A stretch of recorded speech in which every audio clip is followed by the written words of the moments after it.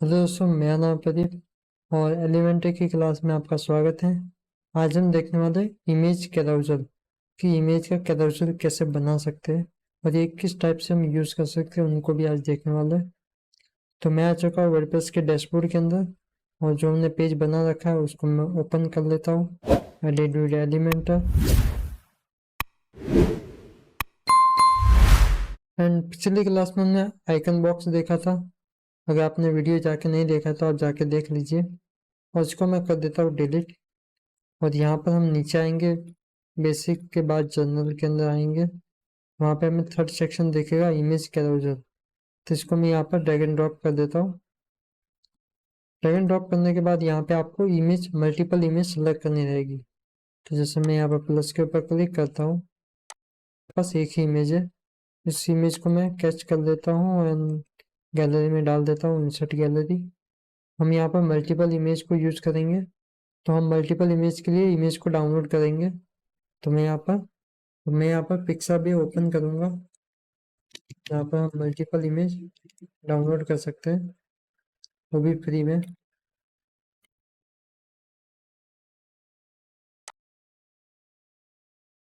इस तरह की हम 3-4 इमेज डाउनलोड कर देते हैं।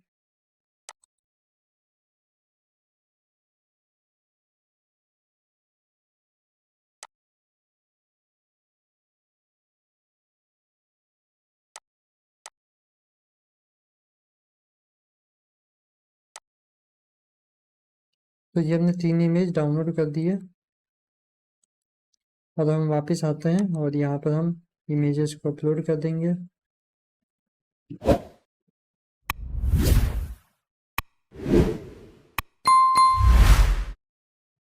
तो ये मैंने इमेज को अपलोड कर दिया है, गैलरी में ला दिया है और यहाँ पर आपको दिख रही होगी ये 3 इमेज हमने अपलोड कर दी है। और ये कैरोसल है, मतलब आप यहाँ पे स्लाइड करेंगे तो आपको इमेज शो होगी। अब यहाँ पर ये लिखा हुआ है इमेज रेजोल्यूशन, आपको इमेज रेजोल्यूशन कितना देना है। जैसे अभी यहाँ पर 150 बाय 150 है, इसको हम जो साइज देना चाहे वो रख सकते हैं। जैसे मीडियम लार्ज दे सकते हैं, ये इसका एक्चुअल साइज आ गया। एंड अगर लार्ज करना है तो लार्ज दे सकते हैं, फुल देना चाहो तो फुल दे सकते हैं। हम इसको मीडियम लार्ज पर रख देते हैं। आपको हमेशा सेम साइज की इमेज लेना है। जैसे हमने यहाँ पर मल्टीपल साइज का इमेज ले लिया है, इन सब इमेज का साइज अभी अलग अलग है। और अगर आपको एक जैसा साइज करना है तो आप यहाँ पर क्लिक करेंगे और नीचे हमारे पास ऑप्शन है कस्टम का। कस्टम में हम यहाँ सेलेक्ट करेंगे कि हमारा साइज क्या रहना चाहिए। तो मैं यहाँ पर लिख देता हूँ 500 बाय, सॉरी विथ हम दे देते हैं 1000 और हाइट हम देंगे 500 एंड अप्लाई करेंगे। अभी आप देखेंगे कि सारी इमेजेस का साइज एक जैसा हो चुका है। तो ये हमने कर दिया। तो इस तरह से आप कस्टम में जाकर साइज सेलेक्ट कर सकते हैं। उसके बाद है स्लाइड टू शो, कितनी स्लाइड आपको शो करना है। जैसे मैं अगर 2 करूँगा तो मुझे 2 ही इमेज शो होगी, अगर मैं 4 करूँगा तो 4 शो होगी। तो वो आप यहाँ पर सेलेक्ट कर सकते हैं। यहाँ पर 3 कर देता हूँ।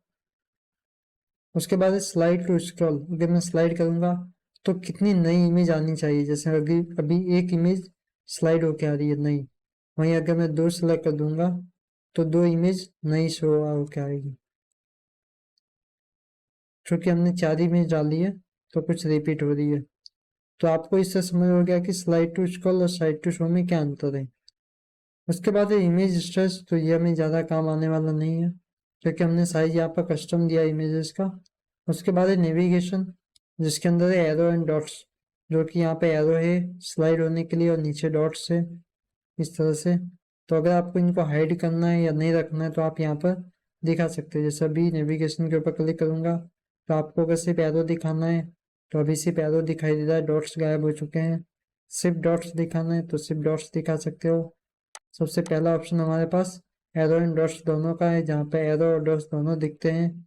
और अगर मैं नन कर दूंगा तो कुछ भी नहीं दिखेगा, सिर्फ सिंपल आप देख सकते हैं। इस तरह से स्लाइड भी कर सकते हैं। उसके बाद हमें ऑप्शन देखना है लिंक का।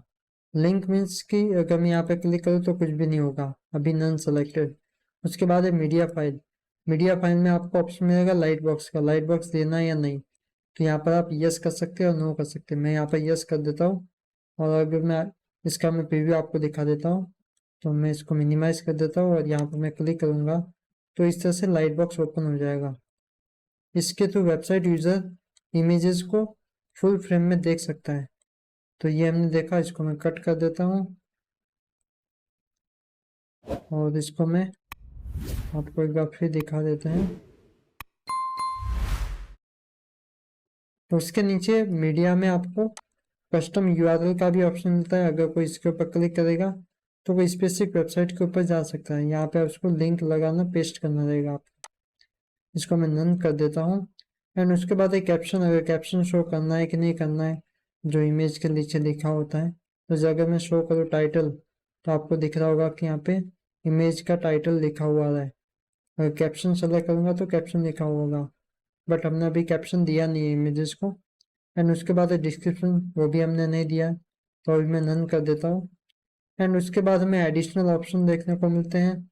तो एडिशनल में हमें सबसे पहला ऑप्शन है लेजी लोड।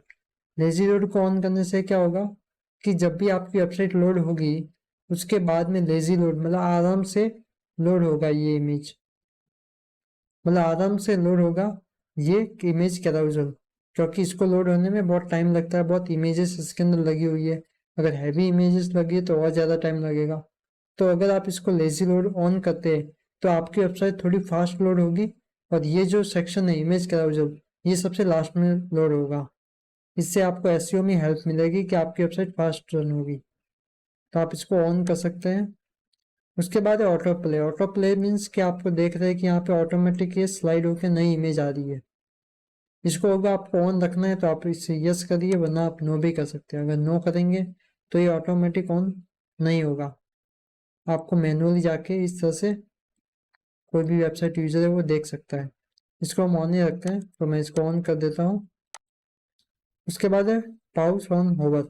इसका मतलब कि माउस का कर्सर अगर किसी इमेज के ऊपर जाएगा या किसी स्लाइड के ऊपर जाएगा, ऑटो प्ले होना बंद हो जाएगा, ऑटो प्ले नहीं होगा। अभी आप देख सकते हैं कि ऑटो प्ले नहीं हो रहा है। अगर मैं अपना माउस का कर्सर हटा दूंगा तो ये ऑटोमेटिक वापस स्टार्ट हो जाएगा। तो ये हमें देखने को मिलता है पॉज ऑन होवर के ऊपर। उसके बाद है पॉज ऑन इंटरेक्शन। अगर इंटरेक्शन करना है तो यस, जैसे हमने कल लिंक क्लिक के ऊपर हमने किया था। अगर मैं इसको नो करूँ तो कुछ भी नहीं होगा, और यस अगर मैं करूँगा तो यहाँ पे हमारा जो लाइट बॉक्स उसको ऑन करेंगे तो होगा, वरना नहीं होगा। उसके बाद है ऑटो प्ले स्पीड, मतलब जो ये ऑटो प्ले है वो कितने सेकंड में हो जाना चाहिए। तो यहाँ पे लिखा हुआ है 5000, मीन्स 5 सेकंड।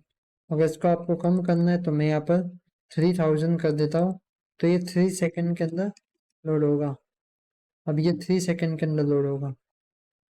उसके बाद है इन्फिनिट लूप। इन्फिनिट लूप की ये चलता ही रहेगा, चलता ही रहेगा, मतलब इमेज रिपीटेड यूज होंगे। अगर इसको मैं नो कर दूंगा, बंद कर दूंगा, तो क्या होगा कि ये जैसे इमेज खत्म हो जाएंगे उसके बाद ये लोड होना बंद हो जाएगा।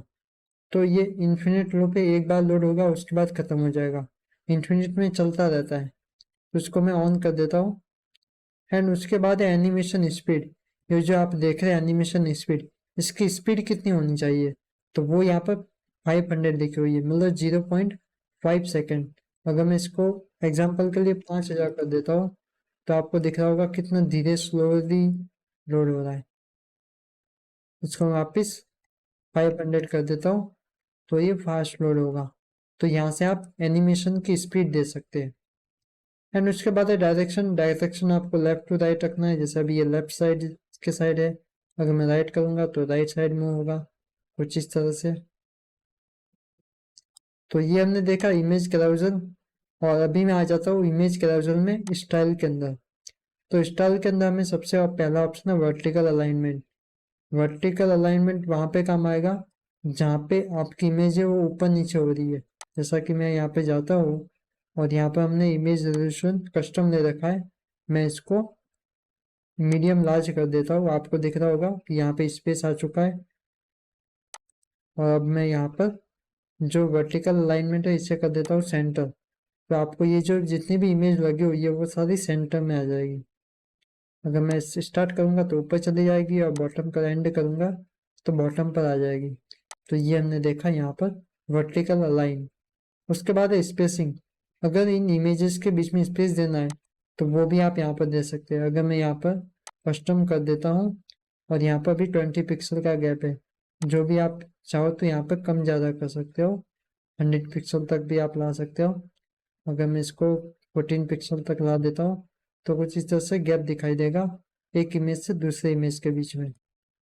नीचे ऑप्शन है बॉर्डर टाइप, अगर आप बॉर्डर देना चाहो, जैसे मैं सॉलिड बॉर्डर दे देता हूँ इमेज के लिए, आपको दिख रहा होगा कि बॉर्डर निकल के आ गई है। उसके बीच में कितना विड्थ देना है, जैसे मैं विड्थ दे देता हूँ 10। और अगर बॉर्डर का कलर देना है तो वो आप यहाँ पर दे सकते हैं, बॉर्डर का कलर।